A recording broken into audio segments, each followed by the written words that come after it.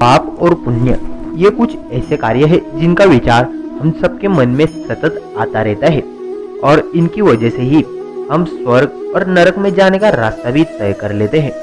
वैसे ही हमारे धर्म ग्रंथों के अनुसार ये लिखित है कि हमारे पाप कर्म हमें नरक में पहुंचाते हैं और हमारे पुण्य कर्म हमें स्वर्ग में पहुंचाते हैं। लेकिन कलयुग जैसे युग में हमारे पाप की सीमाएं पार हो चुकी है। वैसे ही पाप भरी हुई इस दुनिया में मनुष्य जाति दिन पे दिन भगवान की भक्ति में तत्पर रहना ही भूलती जा रही है। किंतु कलयुग जैसे युग में हम सब भगवान की प्राप्ति कैसे कर सकते हैं और उसके पाप कर्म का उपाय क्या है, तो चलो आइए जानते हैं हमारे चैनल पर। तो मित्रों, हमारे सनातन धर्म ग्रंथ श्री भगवद गीता के अनुसार ऐसा है कि कलयुग जैसे युग में पाप की सीमाएं पार हो चुकी है और ऐसा सत्य हो रहा है।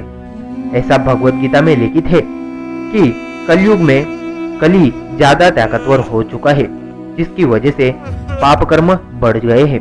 कलयुग में पाप, द्वेष, क्रूरता का भंडार है।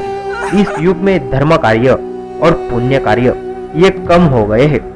किंतु सतयुग जैसे युग में पुण्य कर्म चारों पैरों पर खड़ा था और इस युग में हजारों वर्षों तक तपश्चर्या करने के बाद भगवान की प्राप्ति होती थी। वैसे ही त्रेता युग में पुण्य कर्म 3 पैरों पर खड़ा था और इस युग में यज्ञ क्रियाएं करने से भगवान की प्राप्ति होती थी।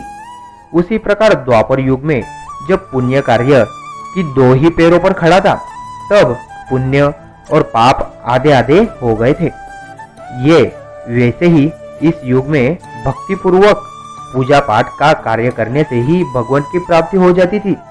किंतु इस कलयुग में जब पुण्य कार्य एक ही पैर पर खड़ा है और पाप बढ़ गए हैं, तब भी इस युग में भगवान श्री कृष्ण का नाम लेने से ही हमें भगवान की प्राप्ति हो सकती है। ऐसा इसलिए है मित्रों, क्योंकि कलयुग में पाप कर्म बढ़ गए हैं और इस युग में भगवान का नाम लेना ही बहुत पुण्यवान कर्म माना जाता है और हमारे पाप कर्म नष्ट हो जाते हैं और भगवान की प्राप्ति हो सकती है।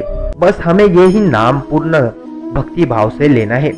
तो ये नाम श्री कृष्ण कहे या फिर मर्यादा पुरुषोत्तम राम कहे, नहीं तो श्री विष्णु नारायण, ये तीनों नाम मात्र अलग है किंतु साधन एक ही है, जो कि हमें इस कलयुग जैसे महान विनाशकारी युग में के पाप कर्म से बचाने के लिए है।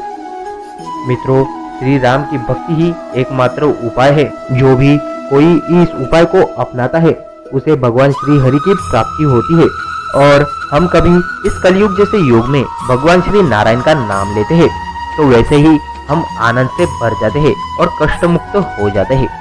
इसलिए भगवान श्री हरि की भक्ति ही एकमात्र पर्याप्त उपाय है। इसलिए मित्रों, कलयुग में भगवान को प्राप्त करना सरल और आसान है।